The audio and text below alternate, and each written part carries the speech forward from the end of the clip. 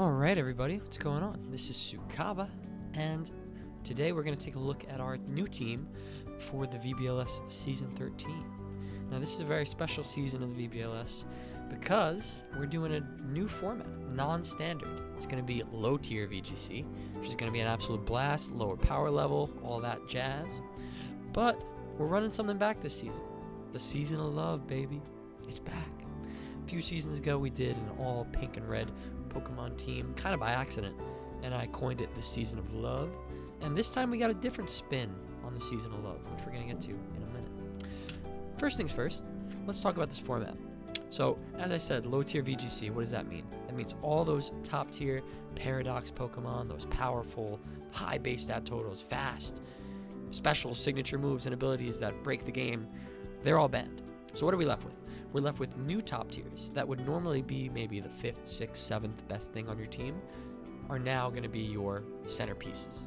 So this kind of has shifted the power level of the format down to, say, the level of a Dust Noir or a Bombi and Articuno. That's your new top tier. When we did this, it actually changed a lot about the format. So not only did the format lean slower, it leaned more physical on the offensive side, but also it removed a lot of typings that are normally critical to a draft team. A steel type, a fairy type. Fires and grounds are way less common in addition to those other two. So, it's going to be interesting to see how all these teams work out in practice, navigating around this new, kind of standard that we've set by lowering the power level. But that being said, we did do something a little extra special this season in addition to this low-tier format, and that was our challenge. Now, this is a pretty soft challenge compared to what some other people do in their seasons, but I wanted to, give myself a challenge while still maintaining the ability to maintain a competitive team every week. So here's what I did. Basically, I sat down with my fiance, we took a look at the draft board, and she rejected or approved pretty much every Pokemon on the tier list. Now, whatever she confirmed and approved, that was my draft board. So I kind of crafted a team using only mons that she approved of. And before I picked them, I had to send in the pick to her first to make sure it was all good. Once she stamped the thumbs up, I was able to select my team. Now, just a disclaimer, she does not have any Pokemon knowledge, never played the games, never watched the show, doesn't really know much about the mons and their moves or anything. It was solely based on vibes and looks. So this kind of created a limited draft board that still allowed me to flesh out a team with some synergy and some level of competitiveness. So it's not like she was just picking a bunch of random baby mons, right? So that was the challenge. Now, this limited my draft board a lot, especially at the high end. So for my first pick, I decided to go for the Breloom. Now, Breloom was a mon I was looking at before the draft even started, before I decided on this challenge, because I really think it offers a lot to a low-tier team. We've got Spore available, right? We've also got the great offensive stat of 130. So that's pretty high for this format. And in addition to that, it has probably the strongest priority attacks in the whole format, with Mach Punch getting a Technician boost is a really big deal for this Pokemon. The base speed tier of 70 is not great, even in a mon, or in a format where all the mons have been shifted down. However, if you're clicking a priority move, you don't really care about your speed stat a lot of the time. Now, this thing does have issues. It's frail. It does not have the great defenses. It has a pretty rough defensive typing. But I think the fact that Spore is a prep-altering threat and the fact that it has potent offense available will mean that it's kind of like an every-week kind of mon for me in most cases. I do think the lack of fairies and fires in the format is going to help this thing survive a little more. And, teams will probably have to Terra around that, Terra Grass maybe for the goggles, the free goggles, or maybe a Terra Fire so that I can't hit it with a grass attack. So this is a mon that requires a lot of attention. Now, I wanted to pair it with another mon that I think is going to require a lot of attention, and that's the Blastoise for 20 points. This was the highest point tier that we had available. And I think Blastoise is very versatile for this point total. It fills a lot of spots that you would want on a draft team. It gives me Fake Out. It gives me Icy Wind. It gives me a bulky support that can click Helping Hand and Life Dew and Yawn. It can be a mixed attacker. It can do physical. It can do special. It also is one of the only mons in the game that has Water Spout, which obviously for an unprepared team with 85 special attack could be devastating. Throw a Scarf on it. If I can get a Shell Smash off, right? This thing gives me a setup sweeper as well. Shell Smash and Water Spout can just end the career of a lot of unsuspecting teams if they don't have a plan for that pathway. So I really like the versatility that Blastoise provides, and I like that it kind of covers the fire types that would want to be killing Breloom. It also, gives me this really bulky framework to have that I can kind of position this however I need it for the week. So I think these two will work pretty well together. But when I picked Blastoise, I had my eyes set on something very particular in round 3. And luckily for me, it made it all the way back. By the way, I do have comments down here. For these are not my comments, these are my fiance's comments. So for Breloom, we had the little hats. Now, don't get me wrong, I think it's cute. I do. I don't think it's a hat. I think that's just his head. Like, I think he is the mushroom. But hey, don't get me wrong, I don't know. But yeah, Blastoise got those big guns. Load them up, baby. I'm about to water spout your team. But anyway, moving on from that, we've got my third pick, and this is kind of like where my draft started to take shape, because I got Pachirisu serving that tail. Boom. Look at this thing. How could you not love Patchy? Now, everybody knows Pachirisu from its World Series World Championship that it got about a decade ago in competitive Pokemon. But unfortunately, power creep has not been kind to Pachirisu, and it's kind of lost its niche. There's been better follow me users and redirectors that have entered the format, things like Indeedee, stuff like that. So I think it returns to a good spot in a low tier board. Now, this thing is bulkier than you'd think. It has Volt Absorb next to Blastoise, gonna redirect all those electric attacks, make you think twice about bringing them in the first place. But additionally, it just has decent survivability. You don't need to run a sash on this thing. You can absolutely get away with running a cloak, a mental herb, a berry, some sort of utility item, which is really nice for a support. It also has a lot of tools. It's not just a follow me bot. This thing is 95 speed, which is decent in this format. It gets things like Encore, Eerie Impulse Charm, right? You can have speed control options and Nuzzle, Electro Web, Thunder Wave, stuff like that. For damage, all you need is Super Fang. You don't even need to worry about, having like a lack of a foul play. Super Fang's great on a mon that has really low offensive stats. So I think Pachirisu is going to allow Blastoise to set up. It's going to allow Breloom some room to breathe so it can do its thing, set spores, boost up a bulk up, Swords Dance, Mach Punch stuff, right? There's a lot of things that Pachirisu enables, and it kind of gives me an avenue later on to grab things that appreciate a nice redirector, which I think I got some of those. So that was Pachirisu. Now, I picked towards the end of the cycle, so I had the 15th pick. That means whenever I picked, I kind of had a backup coming right 2 picks later. So this time I wanted to solidify a really solid Trick Room setter. So far my mons are pretty middling speed. I have a 70 and I think a 78. So I wanted something that would lock down a solid slow mode for me later. And I think it's really important to have a Trick Room setter that's not passive. This is why I went with Carbink. Now I think this thing was really good value at 8 points. It gives me a really bulky 500 base stat total Pokemon that can not only set Trick Room, but it doesn't just sit there. It can click Iron Defense Body Press and be an immediate threat with that 150 defense stat. It can be a screen setter, right? It can be Rock Tomb, enabling a weakness policy on a partner, or it could be a Misty Explosion, just removing myself from the field, letting a Trick Room Sweeper get in while dealing damage, breaking sashes, stuff like that. It has a lot going for it, and it's so bulky. Sturdy allows it to live that really powerful steel type attack, that surprise Terra Steel if I want to get my Trick Room off. And I have really good options to enable Trick Room if I want it, if I need it. I can lead it next to Redirection. I can lead it next to Fake Out. I can lead it next to Spore. So I have a lot going for me with enabling Carbink here. I do think that Iron Defense Body Press is just really strong in general in this format. So having one that has a 150 base stat total and the ability to set its own speed control, I think is going to be really nice. Most teams are going to lean physical, so if they don't have a good special attacker, it may be hard for them to break Carbink, in addition to whatever partner I have next to it. So I really think this thing can be a force to be reckoned with. I'm also interested in exploring how this thing can be used offensively. The stats are bad, 50 and 50 offense, but we have Clear Body, we can run a Bulldoze and a weakness policy, get +2, I think it does get Moonblast, Power Gem, it can run Meteor Beam with a Power Herb. Not ideal, but I think it can be decent, especially with these defenses, getting it to set up with a Calm Mind maybe. I don't think that's how I'm going to use it most times, but the option's always there. Now, when I draft a Trick Room setter, I want to make sure that I have some nice slow mode going on after it. What better mod to add than Camerupt? So this fills a really nice spot for me because I needed a fire type to threaten opposing Terra Grasses. I also needed a ground type, and this kind of fills both. Now, this thing is really strong offensively. Fire and ground are like some of the best offensive types you can have. Solid rock means it's actually kind of bulky, and that 40 speed tier is going to be going first a lot of the time if I can get this thing up in Trick Room. And it becomes immediately threatening in Trick Room because it has Eruption.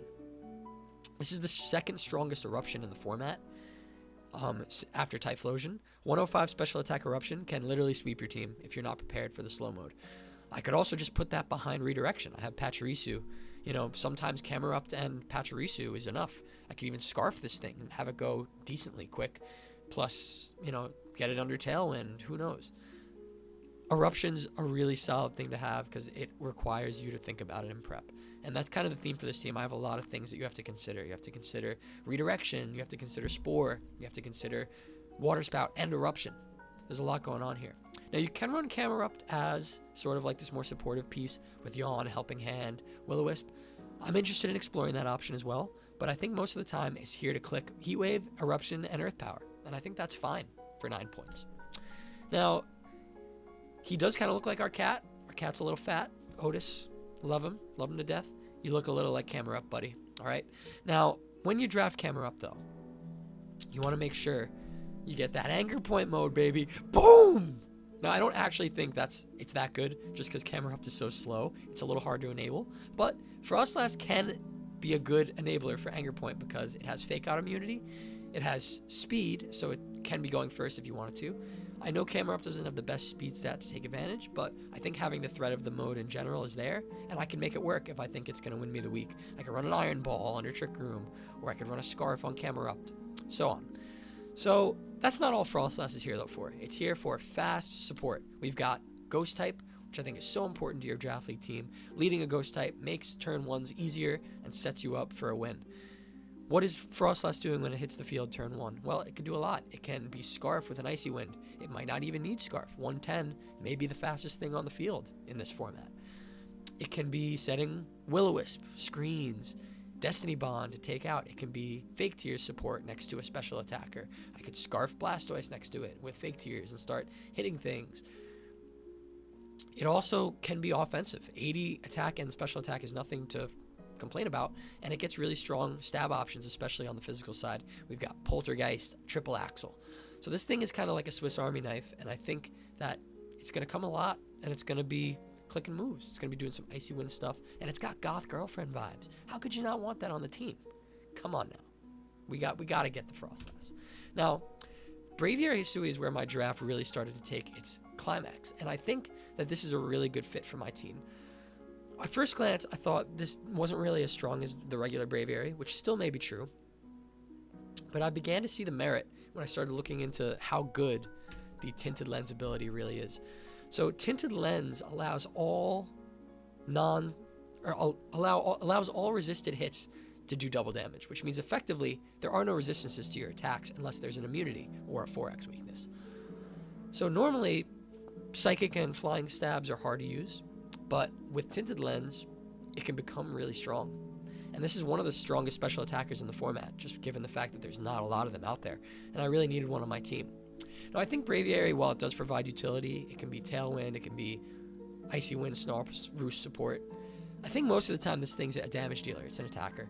You want to be running Sheer Force with those strong moves like Heat Wave, Hurricane, Psychic. But in a lot of matchups, you want to be Tinted Lens, and you want to be Specs or Life Orb, and just do a lot of damage and boost up with Esper Wing or something like that. And I think I kind of have the tools available to enable this thing. I have the Fake Out. I have the Redirection support. I have a Trick Room setter. I could Rock Tomb my own Braviary with Carbank after Trick Room, activate a weakness policy, give it a speed drop. Like, there's some hidden heat I could do with this thing to make it just sweep through teams. You can Terra Normal with Specs, Hyper Voice, and just do unresisted damage, spread damage, right?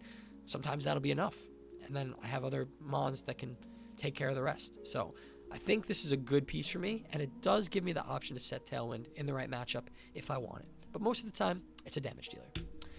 Next up, this was like the last splashy purchase of mine for 9 points. I went with Quillfish. I didn't have a NFE at this point, so I thought I'd get one of the better Eviolite users that was left available, and that's Quillfish. This thing can get really bulky with Eviolite, especially when you factor in that it has Intimidate. Now, normally I do not value Intimidate very much on a draft board. It's just not my playstyle. I don't really like the cycling, and I don't need it. It's like a nice to have for me. But in this format, I feel like it's a little bit more important just because of how physical all these teams are actually leaning. I think if you have something like an Intimidate on a Mon that can be threatening, you can get an edge in a certain matchup, because there might not be special attackers in the back. There might not be that Intimidate deterrent, like competitive or defiant. Now, Quillfish has the offenses too. It's not just an Intimidate bot that's bulky. It has 95 attack and the ability to boost it with things like Sword Dance. I could see this thing being led next to Pachirisu, clicking Sword Dance, and just start hitting things with powerful dark and poison type attacks. The defensive typing is excellent. This thing's going to be hard for teams to remove, and it really just allows me to have that option, to have a booster that can intimidate your team. Little self-destruct mode next to Frostlass, maybe. A little kaboom, a little kaplooey explosion. Who knows? Maybe. Now, we're hitting the bag now. We got 9 points left for 3 picks. I decided to go for Dragonair. I wanted a Dragon type because I think this format has a real lack of Fairy and Steels, and I think strong Dragon offense might be good some weeks. And what better one to get for 3 points than Dragonair? 84 attack with the ability to boost with Dragon Dance. It is another Eviolite user, which could introduce some potential problems with Quillfish, although I don't think either is necessarily tied to running it. You could absolutely run something like a Band on this Mon or something else on Quillfish. But this thing could be Terra Normal E-Speed or Outrage Spam, which I think is both of them have their merit in certain matchups. And once again, I have a powerful redirector that could allow me to get a Dragon Dance or 2 off. It does have Dragon Cheer as well if I want to like do some funny stuff where I Terra Dragon my Braviary and hit it with a Dragon Cheer so that I can get guaranteed crits on Esper Wing. Like, who knows? There's stuff I could do. But really, I thought it was just good value. And it's just like cute. I don't know. I mean, look at it. It's cute. Can't disagree with that. All right, I wanted an alternative Trick Room setter, so I went and got Hatcham. Originally, this was Bronzor, but I ended up dropping it after the draft because I really wanted something with Heal Pulse. I think having the option to heal my powerful attackers, especially if they're clicking things like Eruption or Water Spout, is powerful. And I like that Hatcham has the built-in taunt immunity. One problem with these NFE Trick Room setters is 2 things. One is that they're usually not very offensively threatening. And 2 is that they're often taunt bait because they usually want to hold an Eviolite. So if you see one, you can just click taunt into it. That's not really a problem with Hatcham because not only does it have Magic Bounce, it also has 86 special attack. So you can absolutely hit Dazzling Gleam and Psychics with this thing, and you can't really ignore it. It's not something like a Bronzor where you're not threatened by it at all. This thing can kill you if you leave it there.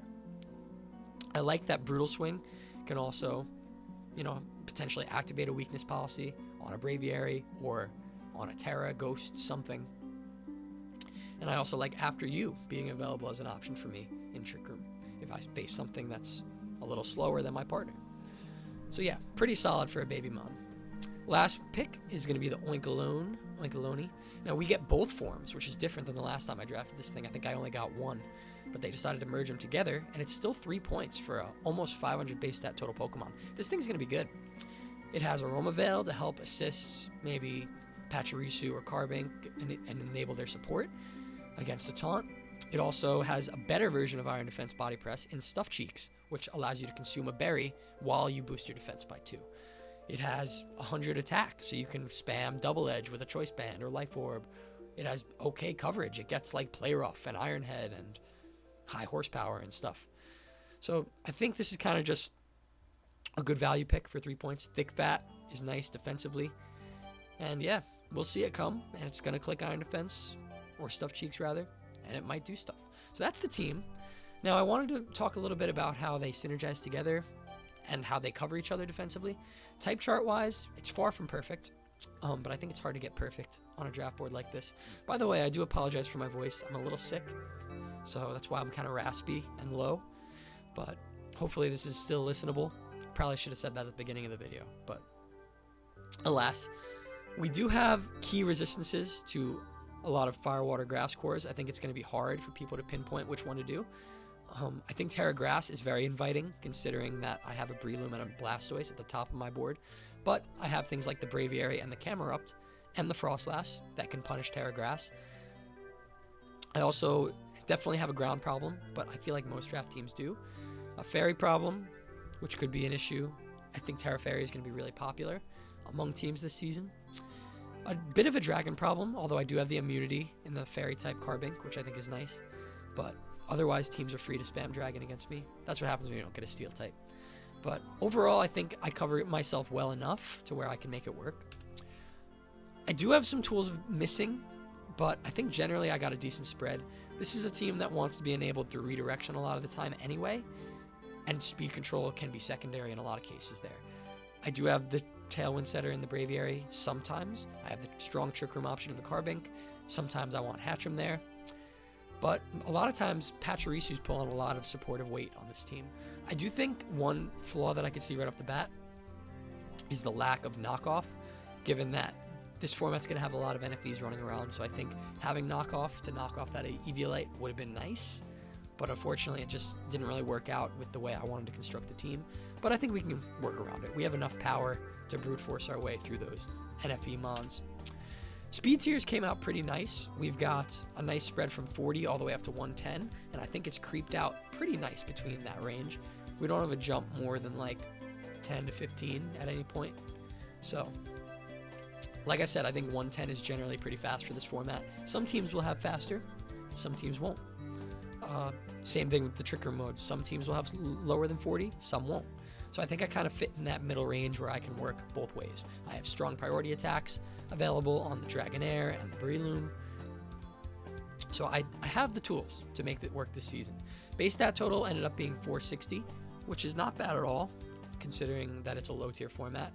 I usually like to pick mons with big numbers, and I think I generally did that on this board, aside from like the Pachirisu and the Hatcham. But everything else for the price it was is decently, statted up.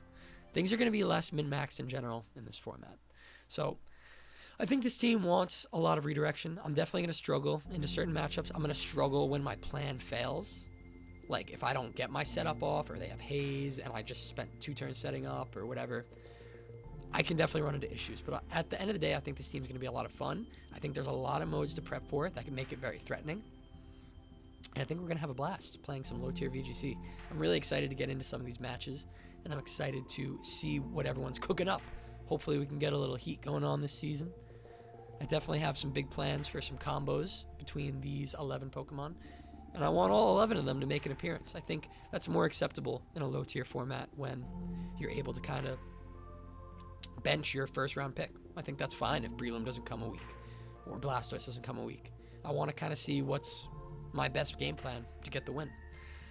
And I think Pachirisu is going to be at the center of it all. I love that man. And that is the season of love, baby. The power of my fiance is embedded within me. And together, we're going to conquer some Pokemon battles. All right? That is going to end it for my video. And I'll see you guys in the Week 1 match. Peace.